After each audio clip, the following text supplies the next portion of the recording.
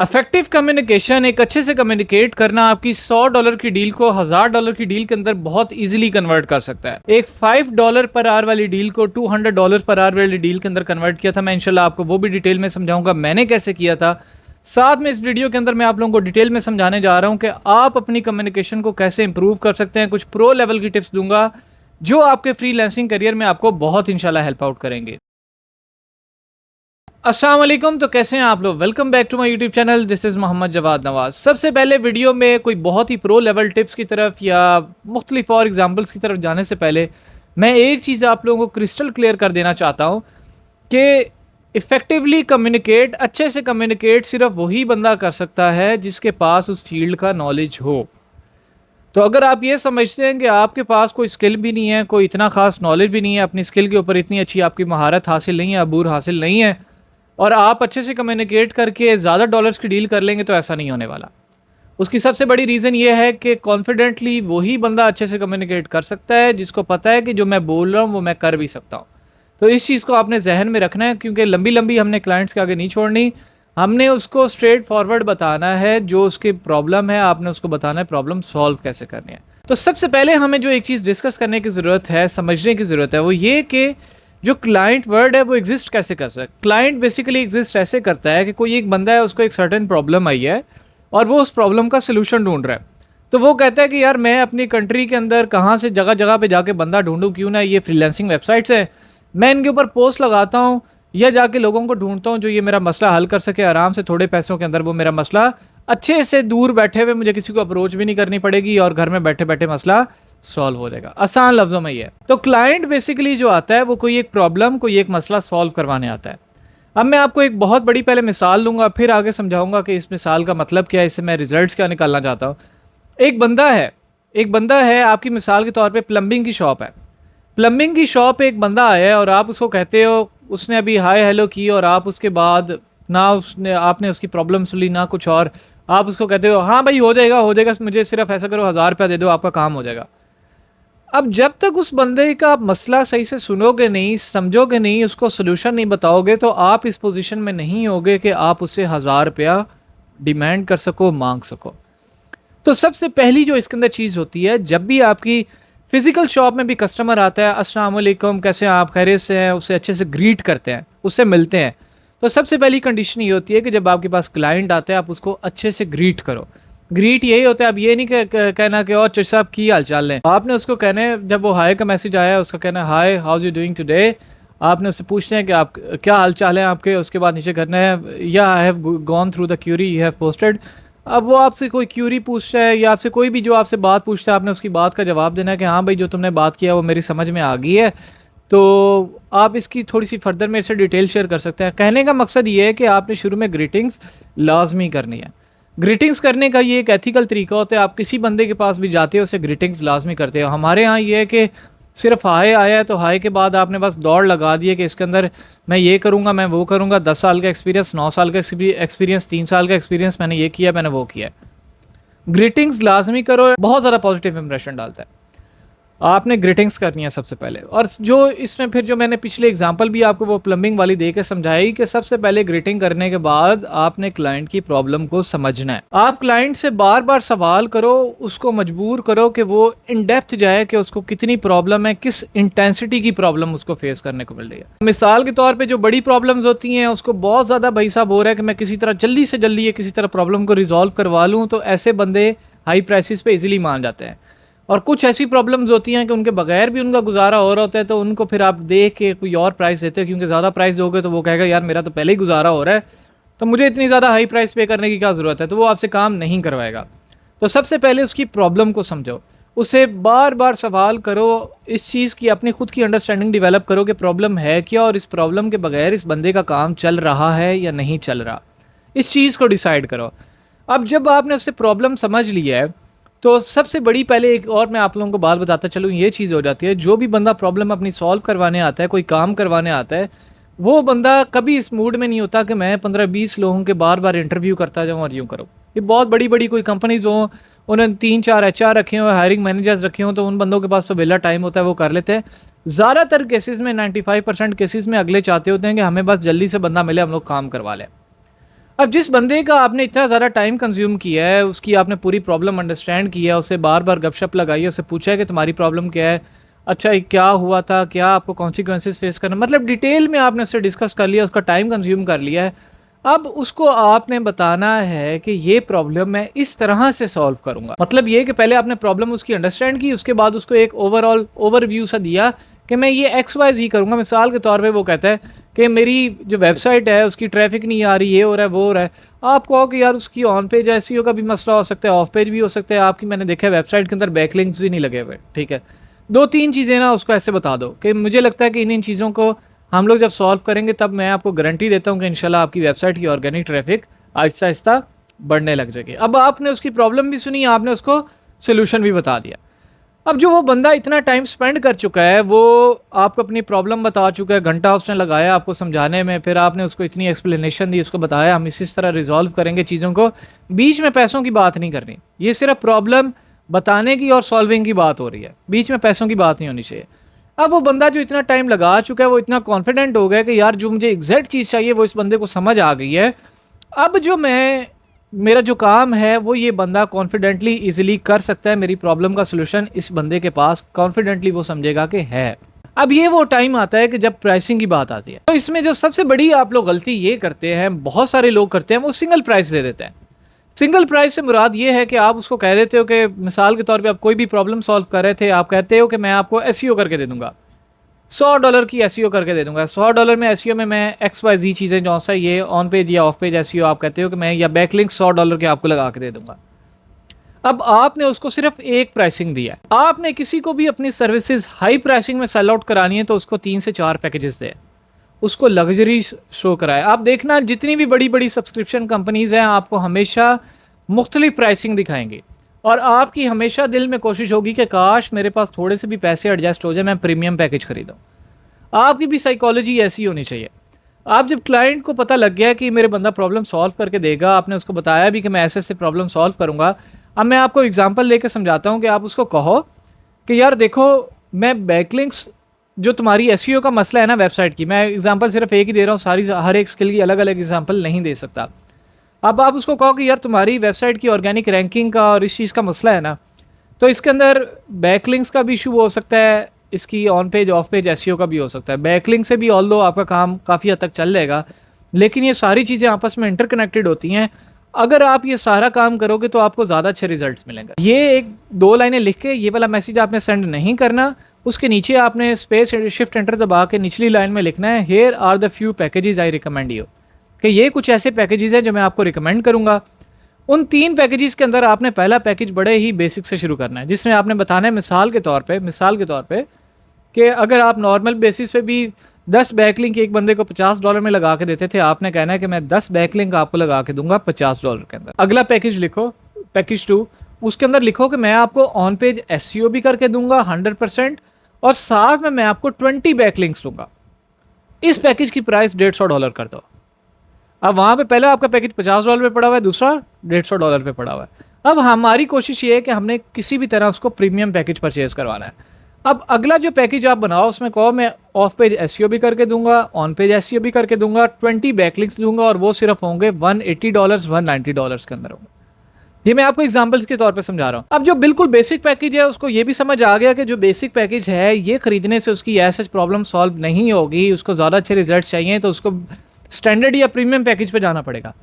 अब standard package में आपने बेसिक पैकेज और स्टैंडर्ड पैकेज के बीच में काफ़ी ज़्यादा मार्जिन रखा हुआ है, तो वो समझेगा कि यार इतनी ज़्यादा कोई चीज़ भी ऐड नहीं करा और इतनी ज़्यादा इसने प्राइसिंग कर दिया है। लेकिन जब वो स्टैंडर्ड और प्रीमियम पैकेज को आपस में कंपेयर करेगा तो उसमें प्राइसिंग में गालबन सिर्फ $30 से $40 का डिफरेंस है, जबकि बेसिक और जो आपका स्टैंडर्ड पैकेज था उसके अंदर आपका $100 का डिफरेंस आ रहा है। तो वो कहेगा यार जहाँ मैंने $150 भरना है, क्यों ना मैं वहाँ पे $180 या $200 भर लूँ, सिर्फ $30-40 का डिफरेंस है, और मुझे उसमें ऑफ पेज एसईओ भी मिल रही है, एक और एक्स्ट्रा चीज़ मिल रही है, मेरा सारा का सारा प्रॉब्लम अच्छे से सॉल्व हो जाएगा। तो अब वो जो बंदा $50 के या $20 $30 के आपसे बैकलिंक खरीदने आया था, आप उसको ईजिली $200 का एक पैकेज सेल आउट कर रहे हो।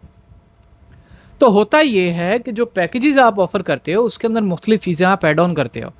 एड ऑन करने से उसको बताते हो कि यार ये जो चीज़ है आपकी प्रॉब्लम है वो किसी एक चीज़ से सॉल्व नहीं हो रही, ये सारी चीज़ें इंटरलिंक करती है। अब मिसाल के तौर पे मैं आपको बताता हूँ, एक बंदा आता है वो आपके पास कहता है कि यार मैंने एक फ़लाँ XYZ प्रोडक्ट है, मुझे इसके रिलेटेड ना अच्छे हैशटैग या एक अच्छी कॉपी राइटिंग करके दो, मैंने ऐड चलानी है कन्वर्जेंस लेने के लिए। अब आप उसको कहो कि यार देखो मैं आपको कॉपी राइटिंग इसकी कर देता हूँ, 2-3 अच्छी लाइनें लिख के दे देता हूँ जो आप अपनी ऐड पे लगा सकते हो, लेकिन जो हुक्स हैं वो आपकी इमेज में भी होनी चाहिए, आपने जो वीडियो जिसकी ऐड चलानी है उसके अंदर भी होनी चाहिए। अगर आप मुझे अपनी वीडियो शो कराते हो तो मैं देख सकता हूँ क्या कि उसके अंदर कितनी हुक्स डली हुई हैं नहीं। जैसे ही वो आपको वीडियो या जो पोस्टर होगा ऐड का वो सेंड करे, आप उसके अंदर बताओ कि यार तुम्हारे पोस्टर के अंदर ये भी गलती है जिसकी वजह से तुम्हें कन्वर्जन नहीं मिलनी है, तुम्हारी वीडियो के अंदर ये गलती है जिससे तुम्हें कन्वर्जन नहीं मिल रही, मैं आपको ये वाली चीज़ भी सही करके दे सकता हूँ।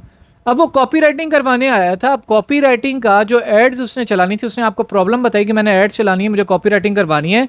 आपने जब साथ में उसको ये भी बता दिया कि जो तुम्हारी ऐड के अंदर बाकी चीज़ें हैं उनके अंदर भी मसले मसाइल हैं, वो बंदा हो ही नहीं सकता कि वो आपसे खाली कॉपी राइटिंग करवा के जाए। उसको पता होगा कि अगर उसने इफेक्टिवली ऐड चलानी है तो उसको ये पोस्टर भी ठीक करवाना पड़ेगा, क्योंकि एक उसको एक्सपर्ट एडवाइस कर रहा है। अब वो आप उसको इसी तरह 3 पैकेजेस दो, पहला पैकेज उसको दे दो कि भाई सीधी सीधी कॉपी राइटिंग है, $100 के अंदर करके दे दूंगा। अब वो करवाने कॉपी राइटिंग ही आया था, $100 का करवाना आया था। आप उसको कहो कि अच्छा कॉपी राइटिंग है, $100 की है, ये मैं 3 पोस्टर बना के देता हूँ, 3 हम लोग डिफरेंट एडसेट्स बनाएंगे, तीनों एडसेट्स के अंदर ये तीनों पोस्टर चलेंगे, इन तीनों पोस्टर के मैं आपसे $150 ले लूँगा, $50 पर पोस्टर ले लूँगा।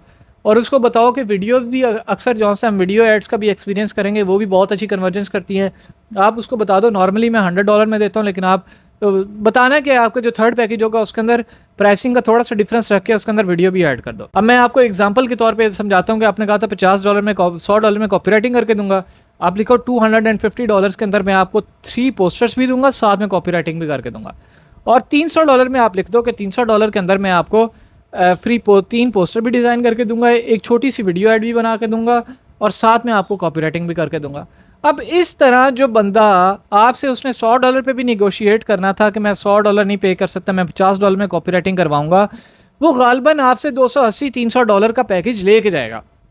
तो आप लोग इस तरह जब एक क्लाइंट की प्रॉब्लम को अंडरस्टैंड करते हो, चीज़ों को इंटरलिंक करके क्लाइंट को अच्छे से समझाते हो, पहले उसकी प्रॉब्लम समझो फिर उसको समझाओ, पहले ही समझाने ना बैठ जाओ, प्रॉब्लम उसकी समझो, उसको समझाओ, फिर आप अपनी मर्जी की प्राइसिंग उसके ऊपर मुसल्लत कर सकते हो। तो ये हो गया कि प्राइसिंग में कैसे खेलते हैं, प्रॉब्लम कैसे सॉल्व करते हैं, ये वो कुछ एक्स्ट्रा में कुछ टिप्स हैं जो आप लोगों के साथ शेयर करना चाहता हूँ ड्यूरिंग जो आप लोग चैट कर लेते हो क्लाइंट्स के साथ। तो उसमें जैसा मैंने आप लोगों को बताया कि ग्रीटिंग्स लाजमी करें, उसके अलावा ये कि क्लाइंट को डायरेक्टली ये ना कहें कि आप बेवकूफ़ हो। अब बेवकूफ़ कहने से मुराद ये कि फ़ौरन नो, नेवर, नेवर, इस टाइप के वर्ड, नो, नेवर, ये नेगेटिविटी वाले वर्ड्स यूज़ ना करें। अब मिसाल के तौर पे आपको लगता है कि क्लाइंट्स यहाँ पे कोई गलत बात करे, आप उसको कहें कि I personally believe like this could be like this. आप उसको कहो कि मैं ये पर्सनली सोचता हूँ कि ये चीज़ ऐसे भी हो सकती है। अब जब आप ये चीज़ ऐसे भी हो सकती है तो साथ में नीचे 1-2 लाइनों में एक्सप्लेन करो कि ये आप क्यों सोच रहे हो। जब आप ये पॉइंट फॉरवर्ड करोगे तो वो बंदा आपका मुद्दा सुनेगा, वो बंदा ये उसको चीज़ को ऑफेंस फील नहीं करेगा कि ये बंदा मुझे कह रहा है कि मैं गलत हूँ। ठीक है, एक तरीके के साथ आप उसको बता रहे हो कि जो तुम सोच रहे हो, ये जैसे तुम सोच रहे हो ये ऐसे भी हो सकता है, ये आप उसको डायरेक्टली नहीं कहते गलत है, आप उसको कहते हो ये चीज़ ऐसे भी हो सकती है। अब इसका साइकोलॉजिकली एक डिफरेंट इम्पैक्ट है बंदे के ऊपर इन कंपैरिजन के आप उसको डायरेक्टली कहते हो कि भाई तू गलत है, ऐसे नहीं होता। ठीक है, इन चीज़ों ये बड़ी माइनर सी चीज़ें होती हैं, लेकिन आपने साइकोलॉजिकली भी चीज़ों को देखना है कि अगले बंदे की साइकी पे ये चीज़ें किस तरह इम्पैक्ट कर रही हैं। अब इसके अलावा एक और चीज़ जो बहुत ज़्यादा इफेक्टिव होती है वो ये होती है कि आप जितने इफेक्टिवली एक क्लाइंट को ग्रीट करते हो उसके आने पे, उसी तरह उसको गुड बाय, येस और नो वो भी करो। बहुत दफ़ा ये होता है कि क्लाइंट आपको कहता है मैं बाद में आऊँगा, या वो बीच में कहता है कि I will talk to you later, या कोई इस टाइप की बात उसके आपके साथ डील नहीं भी बनती, उसको गुड बाय अच्छे से करो। I hope you find the best match, इस टाइप के वर्ड यूज़ करो, सेंटेंसेस यूज़ करो कि मुझे उम्मीद है कि आपको कोई अच्छा मैच मिल जाएगा, कोई अच्छा बंदा मिल जाएगा काम करने के लिए। इस तरह वो बंदे बहुत ज़्यादा पॉजिटिव एनर्जी के साथ जाते हैं कि यार जो भी था उस बंदे को मैंने डील नहीं भी दी, उस बंदे ने मुझे बहुत अच्छे से ग्रीट किया। अब उस बंदे को अगर कोई अच्छा मैच नहीं मिला, कोई वो दूसरे बंदों के पास सेटिस्फाई नहीं हो रहा, वो आपके पास लाजमी आएगा। उसको पता होगा ये बंदा अच्छी नेचर का है, मेरी प्रॉब्लम भी जानता है, इसको ये भी पता है प्रॉब्लम सॉल्व कैसे करनी है, नेचर वाइज भी बंदा अच्छा है। वो बजट आपके साथ बाद में आके थोड़ा बहुत ऊपर नीचे करके आपको ऑर्डर दे भी सकता है, मेरे साथ बहुत केसेस में हुआ है। तो लेकिन अगर आप कोई रूडली बाय इस टाइप का सिंपल लिख कर देंगे तो भाई कुछ नहीं होने वाला। उसकी रीज़न ये है कि वो समझेगा कि यार मैंने इसको डील नहीं दी तो ये बंदा मुझे ठीक से सीधे मुंह बात ही नहीं करा। ठीक है, तो प्रोफेशनली आपने बिहेव करना है। तो ये वो सारी टिप्स थी जिनको मैं फॉलो करता हूँ। शायद मैं बीच में कोई आध पॉइंट मिस भी कर गया हूँ। आप लोगों ने कमेंट्स इस पोस्ट के नीचे, वीडियोस के नीचे लाजमी करने हैं, ताकि मुझे पता लगे कि अगर कोई इसमें एंगल, कोई एक पर्सपेक्टिव मिस हो गया है, तो मेरी इंशाल्लाह भरपूर कोशिश होगी कि मैं उसके ऊपर या तो अगेन वीडियो बना दूंगा या तो आपको कमेंट्स के अंदर इंशाल्लाह समझा दूंगा कि ये चीज़ कैसे होती है। मैं आप लोगों को जो स्टार्ट में एक एग्जांपल बताई थी, मैंने खुद एक डील सिक्योर की थी $5 वाली, उसको $200 पर आवर के अंदर कन्वर्ट किया था। उसकी मैं आप लोगों को एग्जांपल देता चलूँ कि मेरे पास एक क्लाइंट आता है, वो मुझे कहता है कि तुमने सिंपल डिस्कॉर्ड के अंदर एज अ चैटर काम करना है। चैटर, जो लोग नहीं समझते, डिस्कॉर्ड एक चैटिंग ऐप है, उसके अंदर आपने खाली बैठ के चैट करनी है। अब मेरे नज़दीक, मेरे स्किल्स के मुताबिक ये बहुत ही लोएस्ट किस्म की जॉब थी, जो कि मैं कभी नहीं करना चाहूँगा। सारा दिन बेवकूफ़ों की तरह सिर्फ अंदर बैठ के मैसेज करने, और 1 घंटे के वो मुझे $5 दे रहा था।